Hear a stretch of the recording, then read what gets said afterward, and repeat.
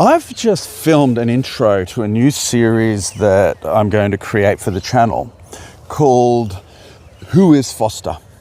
Hi, how are you? And what Who is Foster is going to be about, it's going to be about examining my assumptions. Because if you're watching this channel, if you're watching any creator, it's important that you understand what their assumptions are to see whether those assumptions are applicable to your own life. So I'm going to deep dive into my own assumptions. I'm going to lay them bare. And what I'm going to do is I'm going to look through, let's go back a little bit. I've lived a very long, broad life. I've done lots of things, been in lots of places where things have happened. It all started back in 1993, probably before that. But I traveled around the world in 1993, and I ended up in some places where some big events in the world were happening. A good example is I ended up in South Africa just as apartheid was collapsing. There's lots of stories about that, but I won't get into that now. So I've had a lot of experiences. I'm not special. I think it's really important to note that I am not special, but I've had some outcomes that have been special, extraordinary outcomes.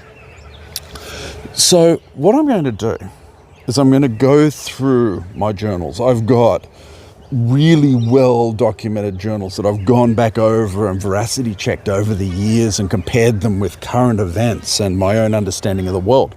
So I'm going to go back through those journals and I'm going to address one assumption at a time based on my history and the history that I've traveled through.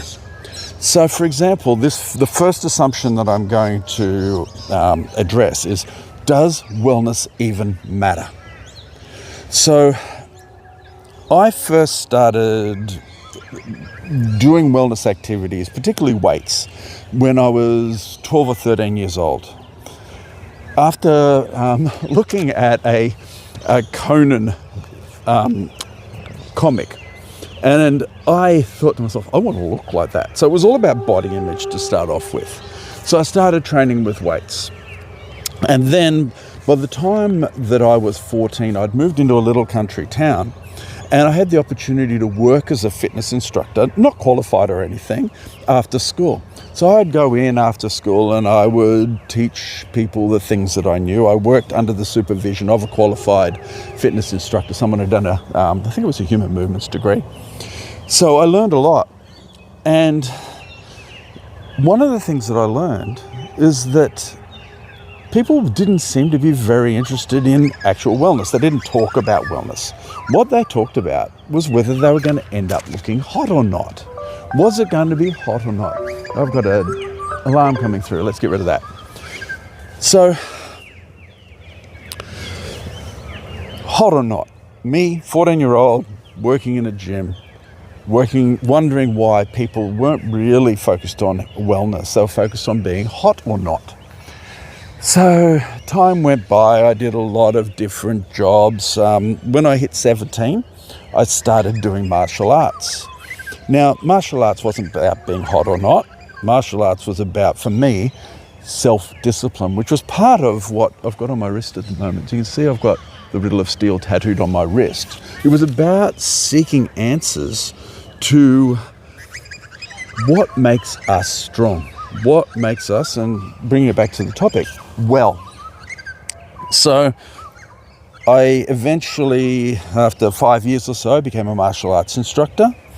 And then I traveled around the world on that 1993 trip that I was talking about and watched people, watched places, watched events. When I came back, I got another job. I was qualified this time. I'd gone and done a fitness leader qualification, and I moved to Brisbane to become a fitness instructor.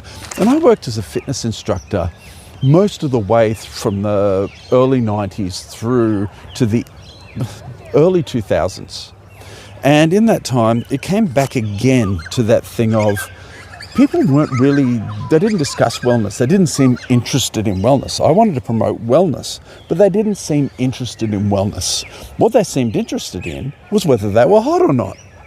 And people around me were doing things like taking steroids, eating in what I perceived as ridiculous ways to try to be as skinny as possible, to try to be hot.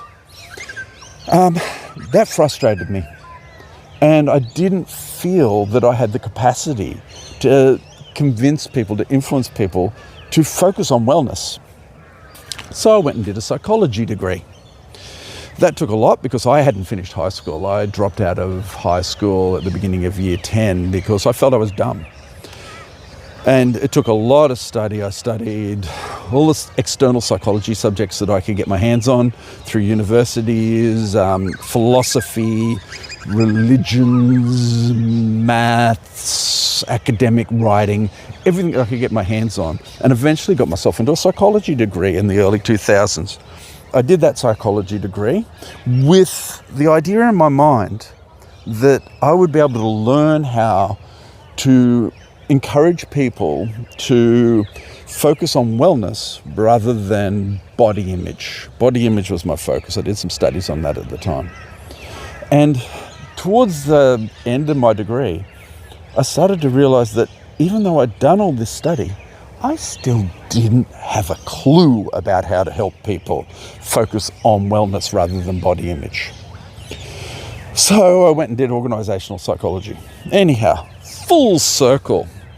I'm where I am now. I'm a HPE instructor. It's my first year as a HPE instructor. I've been a classroom teacher for something like 15 years. And I got offered the chance to be a HPE instructor this year. So that was the opportunity to really, this channel has always been about wellness through the lens of tree planting and picking up litter. But it was really the opportunity to drag this channel back to its original core focus of looking at wellness. Now I'm at a stage where I'm not really questioning it myself, but I really have to question whether my assumption that wellness really matters perhaps is wrong, or perhaps isn't applicable to a lot of people in society nowadays. Because what I'm seeing is that, let me check my run notes. So what I'm seeing around me is that there's an increasing pushback against the wellness movement. You look around you and there's for example, there's drinks that are called liquid death.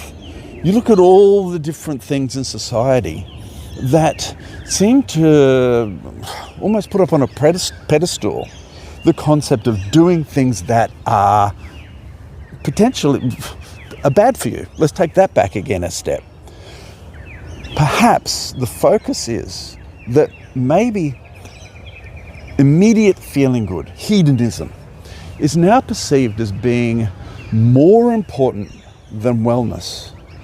And perhaps it is. Maybe I'm wrong. I don't feel that it is. So I'm going to create these Who is Foster videos to examine my assumption that wellness matters, and through that examine other assumptions in society that are perhaps conflicting with my assumptions. For example, many people seem to have the assumption that feeling good in the moment is more important than wellness in the long term. Maybe they're right. Maybe I'm wrong, that looking at a wellness from a long-term perspective isn't something that is as valuable as what I perceive it to be. So I'm going to leave that there. These people behind me, they're doing wellness activities in a park. You can't see their faces, so I feel okay showing it. So perhaps today, if you agree with me that wellness is important, maybe it's a good time to step away from the screen and go out and do something like these people behind me.